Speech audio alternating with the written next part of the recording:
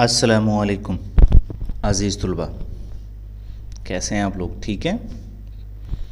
अच्छा, एक बात बताएं, आपको पता है आप क्यों पढ़ रहे हैं? मतलब ये कि एफएससी क्यों कर रहे हैं?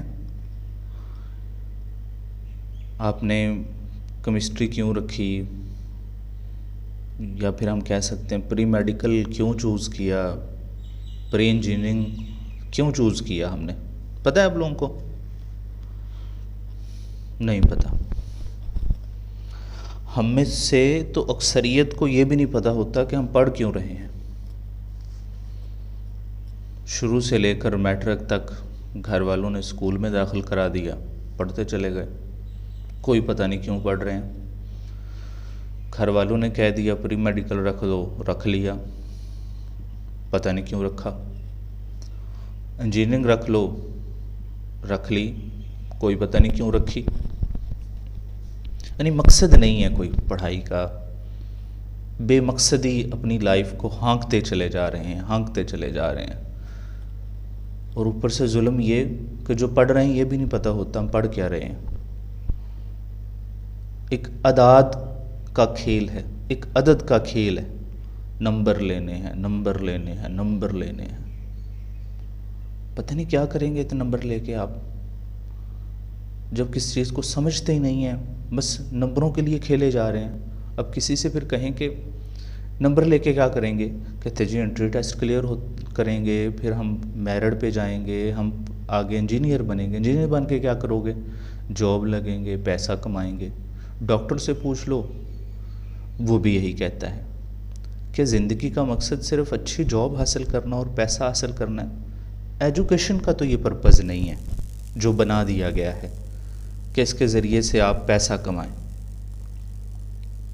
तालीम तो इंसानियत सिखाती है, इंसान को इंसान बनाना सिखाती है। तालीम तो इंसान के मकसद मुतय्यन करती है इंसान के, कि हम पैदा क्यों हुए, हम दुनिया में क्यों आए हैं, हम पढ़ क्यों रहे हैं, हम ये काम कर रहे हैं तो क्यों कर रहे हैं। बेमकसद काम तो जानवर किया करते हैं, तो हमारी मुशाबियत जानवरों जैसी नहीं है कि हम लाइफ में काम किए तो जा रहे हैं, पढ़े तो जा रहे हैं, लेकिन ये भी नहीं पता कि आप क्यों पढ़े जा रहे हैं, और ये भी नहीं पता क्या पढ़े जा रहे हैं। कोई कंसेप्ट नहीं, कोई उसके बारे में कोई मेंटालिटी नहीं है। कभी खुद पे कभी हालात पे रोना आया, बात निकली तो हर बात पे रोना आया। हम तो समझे थे कि हम भूल गए हैं इनको, क्या हुआ आज ये किस बात पे रोना आया। किस लिए जीते हैं हम, किसके लिए जीते हैं, बारहा ऐसे सवालात पे रोना आया। कोई रोता है किसी और की खातिर है दोस्त, सबको अपनी ही किसी बात पे रोना आया। किस लिए जीते हैं हम, किसके लिए जीते हैं, बारहा ऐसे सवालात पे रोना आया। हमें तो ये भी नहीं पता होता कि हम जी क्यों रहे हैं और किसके लिए जी रहे हैं। बस एक सॉफ्टवेयर हमने अपने माइंड में सेट किया हुआ है, बस पढ़ने के बाद अच्छा पढ़ेंगे, अच्छे नंबर आएंगे, अच्छी जॉब्स मिलेंगी, अच्छा पैसे कमाएंगे। बस बच्चे, ये कोई मकसद नहीं है ज़िंदगी का, ये बेमकसद लाइफ है। इसलिए अपनी ज़िंदगियों को बामकसद बनाएं। अगर पढ़ भी रहे हैं तो अपने मकसद डिज़ाइन करें कि मैं इसलिए पढ़ रहा हूँ कि मैं इंसानियत सीखूं और इंसानियत की खिदमत के लिए कुछ कर सकूं। अगर मुझे डॉक्टर बनना है तो डॉक्टर मेरी ज़रूरत ना हो, पैसा कमाना ज़रूरत है, बल्कि मेरा मकसद हो, ताकि मैं दुखी इंसानियत की खिदमत करूं। अगर मैं इंजीनियर बन रहा हूं तो मेरी ज़रूरत ना हो इंजीनियरिंग बनना, इंजीनियर बनना मेरी ज़रूरत ना हो, इंजीनियरिंग करना मेरा मकसद हो। एक मकसद तो ये भी है, आप अपने जहनों में बिठा सकते हैं कि मैं रिज़्क़ हलाल कमाने के लिए ये कर रहा हूँ। एक मकसद ये हो सकता है कि मैं रिज़्क़ हलाल के साथ इसकी वजह से कुछ ऐसे काम करूँगा इसमें जिससे आने वाली नस्लों का फ़ायदा हो, आने वाली इंसानियत का फ़ायदा हो। ठीक है जी। इसलिए अपनी ज़िंदगियों को बामकसद बनाइए और बामकसद ज़िंदगी गुजारिए। अल्लाह आपका हामी हो नासिर हो, इब्तदा है रब्बे जलील के बाबरकत नाम से जो दिलों के भेद खूब जानता है। आज हम डिस्कस करेंगे carbonates of alkali and alkaline earth metals और उनके ट्रेंड्स के बारे में। ठीक है जी। ऑक्साइड्स और हाइड्रो ऑक्साइड्स हम अपने पिछले लेक्चर्स में डिस्कस कर चुके हैं। आज हम कार्बोनेट्स पे अपना फोकस करेंगे। कार्बोनेट्स होते क्या हैं? कार्बोनेट्स और हाइड्रोजन कार्बोनेट्स यानी कि बाई कार्बोनेट जो होते हैं, ये वाइट आयनिक सॉलिड्स होते हैं। In chemistry carbonates is a salt of carbonic acid. तो जो साल्ट होते हैं किसी एसिड और बेस के मिलने से बनते हैं। ये जिस एसिड से बना है कार्बोनेट उसे कार्बोनिक एसिड कहते हैं। और characterized by presence of carbonate ion, उसमें जब भी इसके अंदर आयोनाइज करवाते हैं इन साल्ट को तो कार्बोनेट आयन यहाँ से रिलीज होता है। CO3-2 इसका फार्मूला होता है। In general most common main group elements used as a carbonates are alkali and alkaline earth metals. All main group carbonates except sodium, potassium, rubidium, caesium are unstable to heat and insoluble in water. ठीक है जी। तमाम जो main group हैं, alkali metals हो गए, alkaline earth metals हो गए, ये इनको कहते हैं जी ये मेन ग्रुप्स हैं। अगर इनके जो कार्बोनेट्स होते हैं वो सोडियम, पोटाशियम यानी अल्कली मेटल्स के कार्बोनेट्स के अलावा बाकी जो कार्बोनेट होते हैं वो अनस्टेबल होते हैं। अगर उन्हें हीट किया जाए तो डिकम्पोज हो जाएंगे और वाटर में इतने हल भी नहीं होते, अल्कलाइन अर्थ मेटल्स के जैसे हैं। Usually all carbonates are soluble in acid. तमाम कार्बोनेट एसिड में सॉल्युबल। क्यों? क्योंकि जितने भी कार्बोनेट्स होते हैं ये बेसिक नेचर रखते हैं। ठीक है जी। Because of formation of bicarbonate ion, और कार्बोनेट जो हैं वो एसिड में सॉल्युबल हो जाते हैं क्योंकि इसमें बाइकार्बोनेट आयन बनते हैं। जब एसिड में डाला जाएगा तो फिर कार्बोनेट जो हैं वो कहते हैं जी बाइकार्बोनेट में कन्वर्ट हो जाते हैं। It is regular physical appearance of white powder, क्योंकि कार्बोनेट जो हैं वो भी वाइट क्रिस्टलाइन सॉलिड होते हैं, जो बाइकार्बोनेट बनेंगे वो भी वाइट क्रिस्टलाइन सॉलिड्स होते हैं। ठीक होगी बात, यहाँ तक बात समझ में आ गई। और मेन कार्बोनेट जो है रॉ मटेरियल के तौर पे इस्तेमाल हो रहे होते हैं मुख्तलिफ ज़िंदगी के शोबों के अंदर, मुख्तलिफ इंडस्ट्रियल स्केल पे, ग्लास बनाने में, पल्प बनाने में, यानी पेपर इंडस्ट्री के अंदर पल्प बनाया जाता है जो सोडियम केमिकल्स यानी सिलिकेट्स बनाते हैं इसके, और सोप बनाए जाते हैं, डिटर्जेंट्स में इस्तेमाल होते हैं, वाटर सॉफ्टनर के तौर पे इस्तेमाल होते हैं, कंक्रीट प्रोडक्शन में इस्तेमाल होते हैं। काफ़ी यूजेस हैं कार्बोनेट्स के, हम थोड़े थोड़े आपको वैसे बताएंगे, बड़े इंटरेस्टिंग यूजेस होते हैं इनके। कार्बोनेट्स ऑफ अल्कली मेटल्स के हवाले से बात करें, वैसे पहली बात है कि कार्बोनेट्स वैसे बनते कैसे हैं। कहते हैं जी कार्बन डाइऑक्साइड्स को हाइड्रोक्साइड्स में से बबल करवाया जाता है। वैसे जो हाइड्रोक्साइड्स होते हैं ये स्ट्रॉन्ग बेस होते हैं, जो कार्बोनेट्स होते हैं वो कंपैरेटिवली हाइड्रोक्साइड्स के वीक बेस होते हैं। ठीक है जी, क्योंकि सॉल्युबिलिटी जो कम हो जाती है, हाइड्रोक्साइड जो है वो कम्प्लीटली डिसोसिएट हो जाते हैं, इसलिए उनकी बेसिक नेचर भी बहुत ज़्यादा है। अच्छा, अल्कली मेटल्स के कौन कौन से कार्बोनेट्स हैं? Lithium carbonate, sodium carbonate, potassium carbonate, rubidium carbonate और सीजियम कार्बोनेट। ठीक है जी। अच्छा जी, सॉल्युबिलिटी के हवाले से अगर बात करें तो टॉप टू बॉटम आते हुए जो सॉल्युबिलिटी इंक्रीज होती है। Carbonate of alkali metal are soluble in water with exception lithium carbonate. Lithium carbonate जो है वाटर में हल नहीं होता। वैसे एक बात लिख देते हैं कि लिथियम कार्बोनेट हल नहीं होता, तो इसका मतलब ये ना समझा करें कि बिल्कुल भी नहीं हल होता। तकरीबन 0.3 ग्राम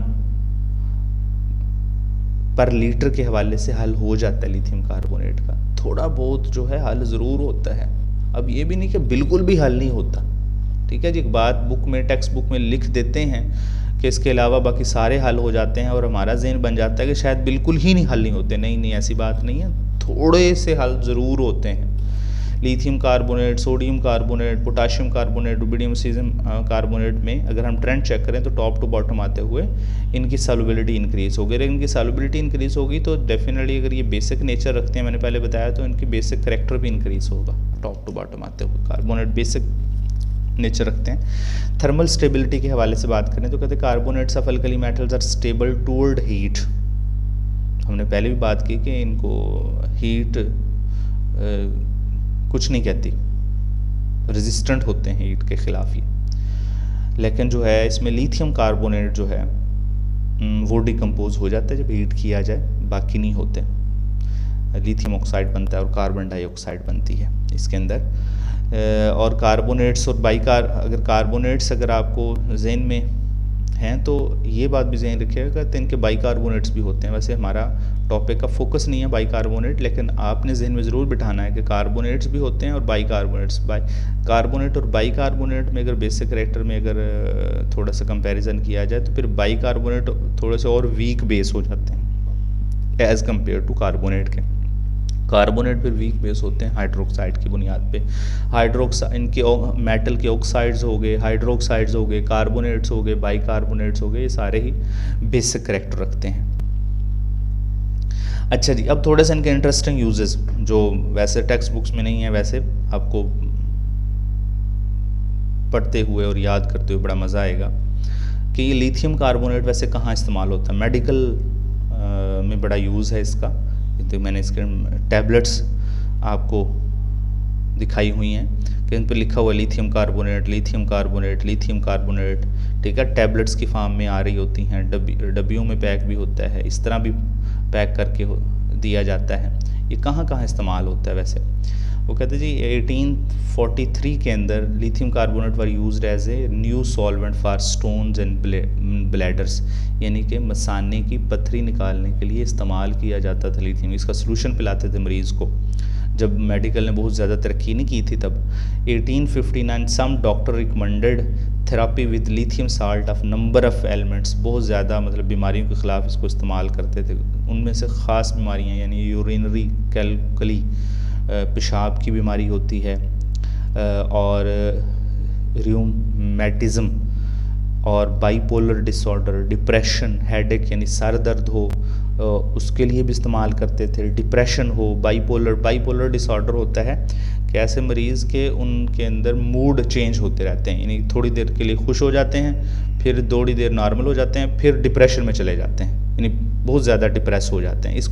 इस बीमारी को मेडिकल में बाइपोलर डिसऑर्डर कहा जाता है, ठीक है जी।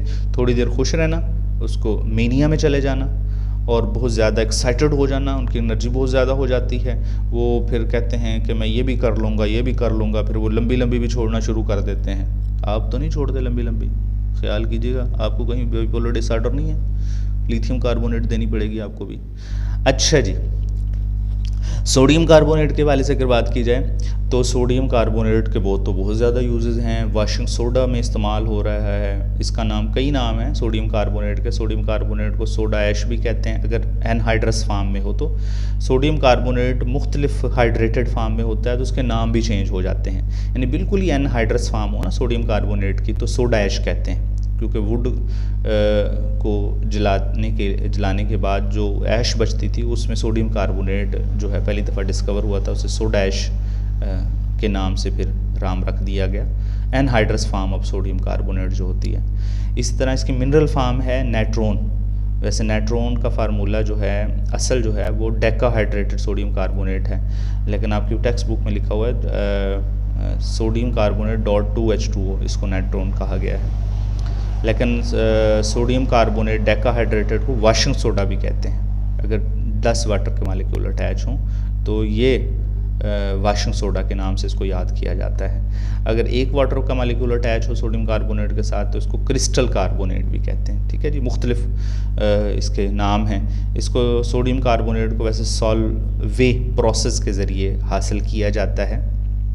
सॉल्वे प्रोसेस ये आपके टेक्स्ट बुक में तो नहीं है, ये हम बड़े लेवल पे पढ़ाते हैं किस तरह हासिल करते हैं इसको। Anhydrous sodium carbonate also known as calcined soda is found by heating hydrates. It is इसके हाइड्रेट जो होते हैं, डेकाहाइड्रेट हो या हेप्टाहाइड्रेट, उसको हीट करें तो कैल्सिनाइड सोडा बनता है। It is farmed when sodium hydrogen carbonate यानी सोडियम बाइकार्बोनेट को हीट किया जाए। इन फाइनल स्टेप जो है वो सोडियम कार्बोनेट हासिल होता है। इस प्रोसेस को सॉल्वे प्रोसेस कहा जाता है। अच्छा जी, और कहाँ पे इस्तेमाल है सोडियम कार्बोनेट को? आपको पता है ग्लास बनाने में भी इस्तेमाल किया जाता है। इनको सोडा ग्लास कहते हैं, ये सोडा लाइम ग्लास भी कहा जाता है इनको। सिलिका यानी रेत, खालिस जो रेत होती है उसमें सोडियम कार्बोनेट मिक्स करके हीट करते हैं। हीट करने के बाद जो है वो आपको घरों में जो इस्तेमाल करने के लिए ग्लासेस मिलते हैं वो सोडा लाइम ग्लासेस होते हैं। बोटल्स बनाई जाती हैं, ग्लासेस बनाए जाते हैं, आम इस्तेमाल करने वाली चीज़ें जो होती हैं, तो उनमें सोडियम कार्बोनेट का बहुत बड़ा यूज़ है। और इसके अलावा सोडियम कार्बोनेट जो है वो जापानीज़ एक सूप होता है, उससे रामेन नूडल्स का सूप होता है, उसे रामेन नूडल्स कहा जाता है, उसमें सोडियम कार्बोनेट भी ऐड करते हैं, ठीक है जी, ताकि एसिडिटी ना पैदा हो जाए स्टमक के अंदर। और बहुत बड़ा यूज़ सोडियम कार्बोनेट का हर घर में ही वाशिंग सोडा इस्तेमाल होता है, डिटर्जेंट्स इस्तेमाल हो रहे हैं, उन तमाम डिटर्जेंट्स में जो है ये वाशिंग सोडा डालते हैं, सोडियम कार्बोनेट डाला होता है, ठीक है जी। Used in manufacture of wash detergents, soap, rayon, paper, glass, इन तमाम में सोडियम कार्बोनेट का इस्तेमाल हो रहा होता है। पोटाशियम कार्बोनेट भी ऐसे ही है कि सोप और ग्लास बनाने में इसको भी इस्तेमाल करवा रहे होते हैं। तो इसलिए मुख्तलिफ़ जगह में हम जो चीज़ें इस्तेमाल कर रहे होते हैं लेकिन हमें पता नहीं होता कि इसमें ये चीज़ इस्तेमाल हुई है केमिस्ट्री के हवाले से। अच्छा जी, carbonate of alkaline earth metals की तरफ आ जाते हैं जी। इसके कार्बोनेट जो हैं beryllium carbonate, magnesium carbonate, calcium carbonate, strontium carbonate, barium carbonate. आप देखें जी, बेरियम कार्बोनेट कहते हैं जी, बेरिलियम कार्बोनेट इनसॉल्युबल है वाटर में, मैग्नीशियम कार्बोनेट कहते हैं इनसॉल्युबल है, वैसे थोड़ा सा हल ज़रूर होता है बेरिलियम मैग्नीशियम कार्बोनेट जो है। कैल्शियम कार्बोनेट जो है वो लो सॉल्युबिलिटी है, स्ट्रोंशियम कार्बोनेट की भी लो सॉल्युबिलिटी है, बेरियम कार्बोनेट की भी लो सॉल्युबिलिटी है। जो अल्कली मेटल्स के कार्बोनेट हैं वो तो कुछ ना कुछ हल हो ही जाते हैं, टॉप टू बॉटम आते हैं, उनकी सॉल्युबिलिटी बढ़ती है, तो ये तो मतलब एक फ्रीली और एक्सेस में तो नहीं हल होते, थोड़े से हल होते हैं जो अल्कलाइन अर्थ मेटल्स के कार्बोनेट होते हैं। तो इसका मतलब ये हल कम होंगे वाटर में तो इनकी बेसिक करैक्टर भी कम होगा, ठीक है जी। थर्मल स्टेबिलिटी के हवाले से बात करें तो इनकी top to bottom thermal stability increase होती है। Barium carbonate will be more thermally stable than strontium carbonate, strontium carbonate will be more thermally stable than calcium carbonate, calcium carbonate will be more stable than beryllium carbonates, ठीक है। ये इसके थोड़े से minerals हैं। अब एक क्वेश्चन आता है पेपर में, why aqua solution of sodium carbonate is basic in nature. Sodium carbonate को वाटर के अंदर डाला जाए तो सोडियम हाइड्रोक्साइड पैदा होता है और कार्बोनिक एसिड पैदा होता है। कार्बोनिक एसिड वीक एसिड है और सोडियम हाइड्रोक्साइड स्ट्रॉन्ग बेस है, और सोल्यूशन पे हुकूमत उसी की चलेगी जो ताकतवर होता है, तो ताकतवर बेस है, तो इस वजह से सोल्यूशन भी बेसिक ही होगा नेचर के अंदर, ठीक है जी। उम्मीद है आपको ये कंसेप्ट समझ में आ गया होगा। इंशाल्लाह कल हम फिर नाइट्रेट्स और सल्फेट्स के साथ मिलेंगे। कल तक के लिए इजाज़त दीजिए, अल्लाह।